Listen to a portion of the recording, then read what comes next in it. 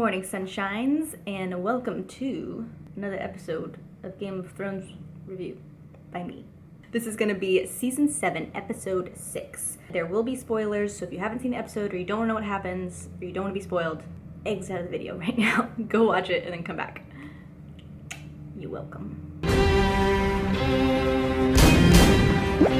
So episode 6 of this season is our second to last episode of the season, which typically is like a dreaded episode for Game of Thrones. We definitely got that big battle scene and we got kind of a dramatic death, I guess, though not the one that I was necessarily expecting. I'm gonna go ahead and just break down the video bit by bit. We'll just see what happened and what I think about it. We don't have Ashley here this week. She's in Chicago, I believe, so it's just me. We're just gonna get started. First, we'll go over what happened south of the wall. We have Arya and Sansa in Winterfell. The first scene we get with them, Arya tells a nice story about when she was a kid and she's shooting arrows that she wasn't supposed to be shooting or some shit. After this, she berates Sansa for Sansa's betrayal in that letter that she wrote to Joffrey. To me, it seems a little dramatic. I feel like obviously Sansa was a scared little girl at the time, didn't know what the hell was going on, wasn't aware that her father was going to die subsequently. I just think this was just dramatic of Arya to do. But maybe she's just restless and she's cooped up in Winterfell and she's used to running around being an assassin, so she's bored, so she's just picking fights. I don't know where this is coming from. I'm trying to see, like, from a character arc development standpoint, why Arya would act like this. Because yeah, they squabbled when they were kids, but everyone squabbles when they're kids. I fought with my sisters and my brothers so much when I was a kid. Obviously now I don't, because I've developed and I know that I love them at the end of the day and their family. Arya doesn't seem to have evolved to accept Sansa as she is at this point. Next scene we get with them, Sansa's confessing to Littlefinger of how Arya got the letter. This is my first hint as to how possibly, I don't even know, if Sansa and Arya could be in on it together to go against Littlefinger, that would be cool, because Sansa confesses to Littlefinger, who's the least trustworthy person that I could think of to confess a insecurity with. The last person I would go to is Littlefinger. She should have gone to Brienne or anyone, or one of the, I don't know, northern people that she associates with and gets along with, not Littlefinger. That just seems strange to me. Thanks, Max, for your cameo. So I thought that was weird. And then, so she tells him that Arya found the letter, and Littlefinger obviously is the one that planted the letter for Arya to find. So I'm wondering, either they are perfectly playing into Littlefinger's trap, or they've caught on and maybe said something behind the scenes. That's the only hope that I get out of this, because then Littlefinger literally tells her, oh, Brienne would stop anything. If any conflict happened, Brienne would be there to help.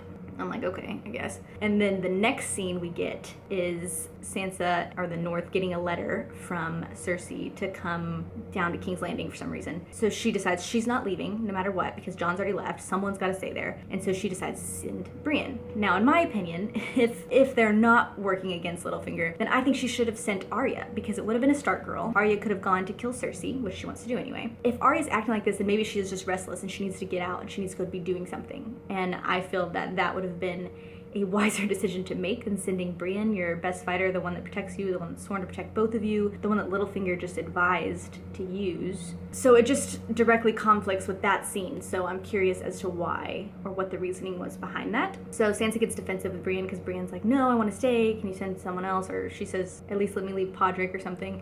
And then Sansa says, the road's long, you go now, go. And then last scene we get with them is obviously when Sansa breaks into Arya's room, which it's like poking a sleeping bear with a stick. You're just like poking it. Why, when she's already not getting along with Arya, is she gonna go snoop in Arya's room? For what purpose? What's she trying to find here? I guess she's trying to find the note. Is she trying to steal the note back or something? I don't know. So she sneaks into Arya's room, finds the faces in Arya's bag, which I think is so creepy because that's not how I really imagined them to be. I just thought it was kind of like a magic thing that you did and you became that person. It wasn't like a physical skin that you put on, but that's gross, cool, whatever. So she finds faces, Arya comes in, Arya's being really creepy, super, and then ends up giving Sansa the knife at the end after completely scaring the shit out of her. I think that's interesting that Littlefinger gave Bran the knife, and then Bran gave Arya the knife, and then Arya has now given it to Sansa. And I'm not sure why or what the significance of that is, but I'm very curious to see, and I'm sure we'll figure out the next episode. Because that seemed like a huge thing to do without explaining why or how, or I didn't understand it. So that's the Arya and Sansa thing that we have. I personally hope that they're not being tricked by Littlefinger and that they're actually plotting something against him. But at the same time, that doesn't explain their arguments when he's not even around, unless they're assuming he's listening in. So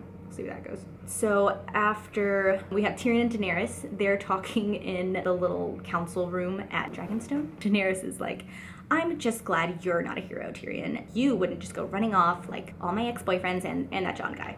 All my ex-boyfriends and Jon. And it's just funny that she groups them all in that same sentence as Jon. They kind of reiterate that Jon and Daenerys have a thing for each other. The show is obviously pushing us towards that. And then Tyrion and her get in kind of an argument over who is going to take over the throne if something happens to her, which I think is a good hint at a child. She says she can't have a child, that she's barren after the dragons. So I don't know if it's just saying that because she's going to overcome it and maybe have one anyway, or if it's saying she's not going to have a kid. Because later, or earlier actually, we get a hint from Jorah, but I'll go into that in a minute. They're arguing over that, and it is interesting, like who would take over the throne if Daenerys did come to be the queen and she can't have kids, then who would take it over after her? So I thought that was actually a good question on Tyrion's part, and I can also see why she would be offended because she's like, I'm not gonna die, I'm in this to win this, you know what I mean? So we'll see where that happens, or where that goes. Maybe she's gonna have a baby. Now we can get into the juice of the episode. We have the Fellowship of the Ring, as they look like to me as they're going north of the wall, all together in this little group of misfits. First scene opens up, they're having some banter and everything, which I love. You gotta love a good nice banter between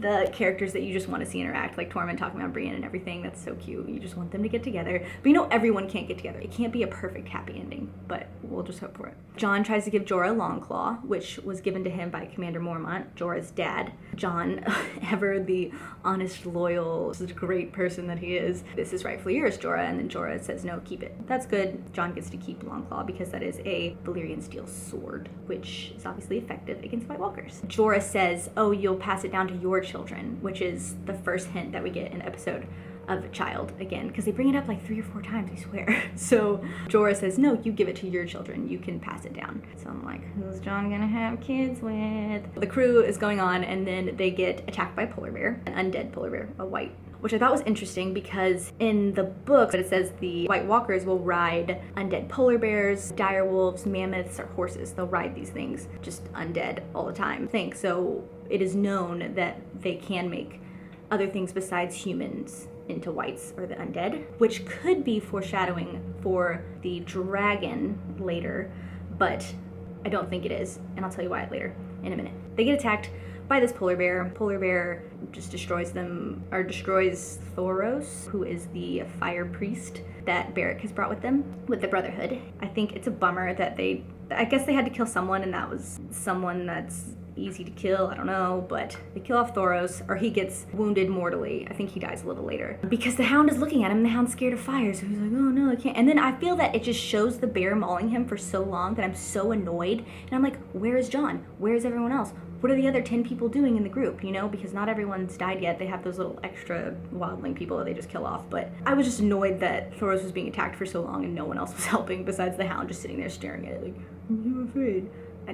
I was so mad during that scene. And I feel like it happens later too, but I digress. The crew continues on. In a bit, they get to a batch of whites led by a White Walker who are not with the group or with the army. They're just scouting or something. I don't know what they're doing. And the White Walker comes across their little campfire thing and, I don't know, notices that there are definitely humans around, looks up, and then they jump attack them, which I think is just silly that you can jump attack a White Walker, because I feel like their senses are better just from how they've attacked people in the past in like the forest and stuff, but I don't know. Jon ends up killing the White Walker, and as the White Walker dies, his 11 of the whites just disintegrate because I guess they were reanimated by him. So if you kill the White Walker that reanimated the specific whites, then those whites will then die, which I think could have been brought up earlier, and I think it's kind of strange that they just brought that up now, so I don't know if that's something they've just made up or if that's in fact how it is. I think it makes sense at the end of the day, but one white survives this because I guess he was created by a different White Walker. They wrap that guy up and he puts up not much of a fight, and compared to the other whites that they've been in contact with, for example, the one that was at the wall, the first one that Jon came in contact with, that white seemed to put up more of a fight where you couldn't just tie the guy up and put a bag over his head and it would have been fine. I still feel like this plan is a little unrealistic, but they pulled it off, they did it, props to them. So they've got the white, and then the white makes a lot of noise and they get attacked by the rest of the army. They somehow still get the white with them to run out to this rock in the middle of this ice lake as the army descends upon them, but not before they send off Gendry, which comes to my only real complaint about the episode, I guess, is that they send Gendry back to Eastwatch, which has got to be miles and miles away. They've been traveling for a while, you would think. And he's the worst one in the snow. At the beginning, he said he's never seen snow before. So why you would send Gendry to go tracking miles across the snow, it just doesn't make sense to me. I think that's the last person I would send, because he's definitely more of a fighter than he is of a snowstorm runner, marathon runner. It just, I don't know, that didn't make total sense to me, but fair enough. So they send Gendry off, and then Gendry gets to the wall and then says, we have to send a raven. And Jon is the one who tells him to send a raven to Daenerys. So at the end of the day, this is all his fault. Just saying. Somehow this raven gets to Daenerys in a very short span of time, which I just think isn't realistic, because consistently throughout the seasons, foot travel and ravens and things like that take time. I feel that this isn't consistent with that, but at the same time, I'm willing to let it go, because whatever, it's a small thing to overlook, whatever.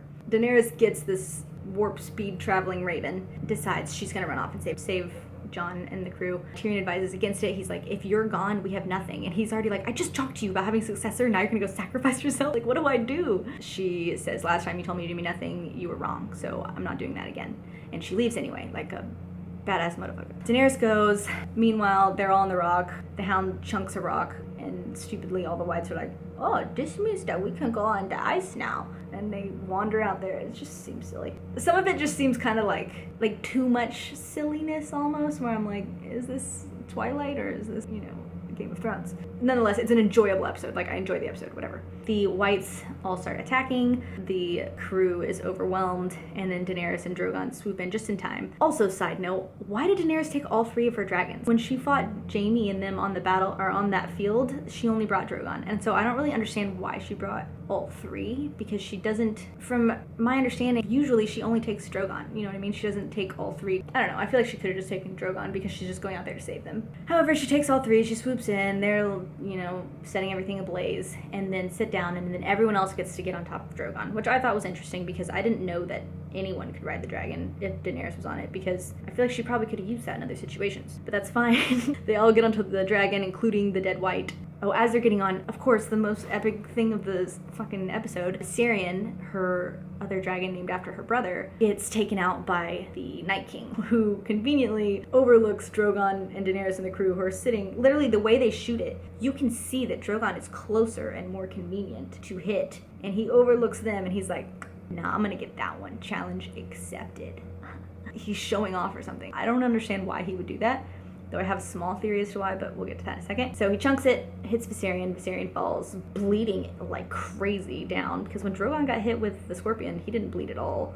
So I guess because maybe the ice thing shatters after it hits them or something. I don't know if dragons are super sensitive to ice things, though you would think they wouldn't be, because fire melts ice. I don't know. So dragon goes down, falls into the ice lake. Very depressing. Jon sees that, he's sad, he's overtaken with emotion, whatever, he's slamming these whites down, and then as the White Walker, or the Night King, goes to pick up another one to hit the second dragon, he's like, just go, and then he's telling them to go, and Daenerys is like, no, I'm not gonna go, but then she sees him fall into the ice lake, and she's like, okay, we're fucked. She goes, they get away. The Night King throws another spear and misses her and the crew, which is lucky. Jon falls into the water, and the army kind of disperses after that. Now, what I think is interesting here is that if you look, when it goes back to Jon, it's 56 minutes into the episode, if you want to find it.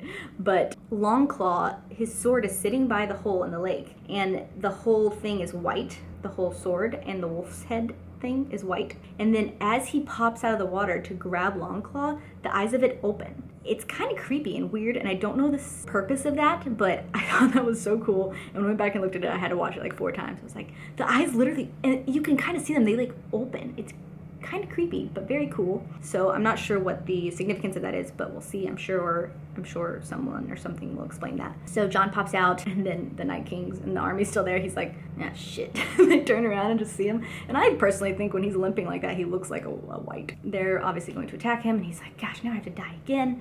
And he's got his sword out ready to fight. And then Benjen swoops in and saves the day. And I'm bummed that Jon and Benjen didn't get a proper reunion, because the reason Jon joined the Night Watch was because of Benjen, because they got along really well. He felt like a bastard, didn't feel like he belonged in Winterfell, so he went to join the Night's Watch like his uncle Benjen, who he looked up to. So I'm bummed that they didn't get like a proper reunion. And I'm bummed that Benjen wasn't just like, we can both go on the horse at the same time. I guess not. So Benjen gives him his horse and sacrifices himself. So I guess they could finally get rid of that character because people kept asking about him. Jon runs off on that horse and goes back to the wall, to Eastwatch. Next scene we have Daenerys, who is looking out at the horizon, at the wall, into the distance, as Drogon's like screaming from sadness or whatever from his brother dying.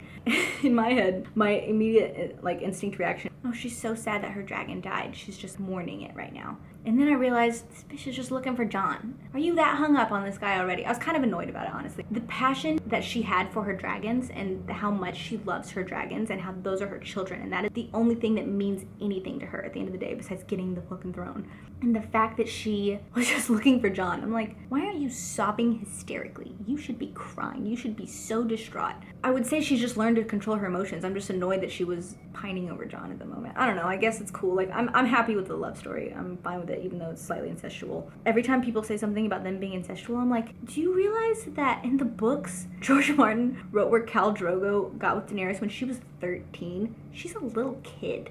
And that rape scene and everything happens, that's pedophilia. There are way worse things that go down in this book. I don't know why you're crying over a little bit of incest, especially because at least there's one thing between it and it's not like twins, because that was really gross to me. But aunt and cousin, I feel like in these books, you're like, okay, whatever, that's fine. I can accept that over pedophilia and twins, in my opinion, but obviously not in normal life. I would not say that would be normal, but the Targaryens are known for being incestual because they want to keep their bloodline pure. Anyway, the lone rider comes out, Daenerys sees that it's Jon, Jon's back, Jon's alive, cool. Jon's sitting there all shirtless and hot looking, and you can see all the scars and everything. So I thought it was interesting that Daenerys could actually see that he did in fact take a knife to his heart for his people. So she knows that he's this genuine guy, etc. And she sits down, they talk for a second, and she says she's glad that she went up there. He said, I wish we never went. And I'm personally not glad she went up there, and I don't think she should have been glad. I think she should have been extremely pissed about her dragons, but that's fine. He calls her Dany, which made me want to gag because I feel like that's what everyone who can't spell Daenerys just calls her. Then he bends the knee. Cool.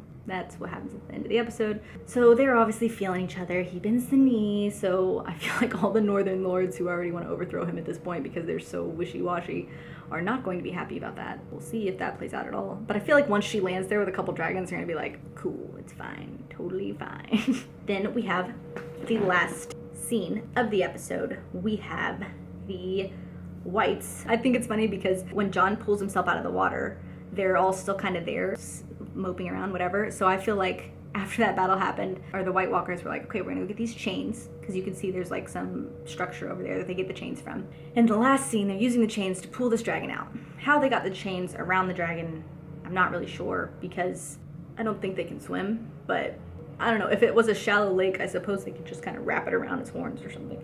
I don't know. So they pull the dragon out. Now this is significant because if you remember, when the Night King is standing on that one beach or whatever, and Jon and all of them are on the boat, he raises his hands and all the dead people open their eyes and they're all whites and they all come and they freak Jon out. Jon's like, oh my gosh, the army of dead. The Night King did not touch them for that. So I think that he grabbed the chains, pulled the dragon out, and then went up and touched Viserion, and then Viserion's eyes turned blue. I think that was making Viserion a White Walker or White Flyer, rather than a white, because he physically touched him. And that's what he does with Craster's sons. He touches them on the forehead and that turns them. And then I saw this theory that I thought was very interesting on Gray Area. If you want to check out her, I'll probably link the video below if I remember. She said that it's a good possibility that only dragon's blood can turn into a White Walker. And that's why the White Walkers aren't just turning everyone into White Walkers. They can only turn Targaryen blood, basically, or dragons, into White Walkers, because the bears and everything they ride are obviously undead. They're whites, which is different than a White Walker. When he touches the dragon and the dragon turns into a White Walker, I think that means that the dragon has control over its own body. It's not just an undead minion, in my opinion. I think that's what that means. And she also said dragon blood, and that's why maybe Craster is part Targaryen or something. And that's why he only takes his sons to be White Walkers. And that's why he's not turning just every dead person that he comes in contact with into a White Walker, which I think is a good theory. And also why maybe he didn't hit Drogon at the beginning and instead went for Viserion, because he wanted his dragon and he didn't want to kill Daenerys because Daenerys is Targaryen and could therefore be turned into a White Walker queen, maybe. And I also think, that possibly, I think that the Night King is a green seer like Bran, which is why he can communicate with Bran when Bran is in his visions or like in the Ravens or anything and made eye contact with him. He could communicate. And he also, when Bran was in that one vision just walking through the dead bodies, the Night King seemed to be able to see him. Just like the three-eyed raven could talk to Bran while he was in visions and everything too. So I think that the Night King is also a green seer, and that maybe he knew that he could get an ice dragon, and so that was like his plan all along, was to kind of lure Daenerys there. Although how he would know that they were going to come, I don't know. But I kind of thought that it was kind of trap-like of him to not just kill them right away and kind of leave them on that rock without everyone attacking them and just be like, wait, I'm waiting for these dragons. I know they're going to show up. I seen it. I don't know. But that's a cool theory, and I think that would be interesting. And I think it's cool that I'm pretty sure that Viserion is a White Walker or White Flyer and not a white. Those are two different things. So that's my theory. Let me know what you think down below. I thought this episode was super interesting. I'm excited to see the last episode and how they wrap everything up. I thought the trailer was very like, ooh, what's gonna happen? It looked like they were putting on this scene to show the whites to Cersei, but then it also looked like they had all their armies together. So I don't know if the armies are marching north to get the Army of the Dead or if they're marching to attack Cersei, but we'll see on the last episode next week. And then we have to wait a year, guys, a year. That's all I have to say about that, and I would love to hear some more theories down below. I've only watched a couple from this episode, so I would love to hear more. So let me know what your thoughts are. I will see you on our last Game of Thrones Season 7, Episode 7 review next week. And I'll probably see you in a vlog tomorrow, because in case you didn't know, I got a face laser treatment done. My face has been peeling for a week, and I also broke my toe, which I'd show you, but it's gross. And so I haven't been doing much the last week, but that's why, and I'm going to get back on the upload game now. And you'll see a vlog tomorrow. And that's all I have to say for you. I'm gonna shut up now. I'm just really excited to talk about Game of Thrones because I'm lame. But see you next week. Bye.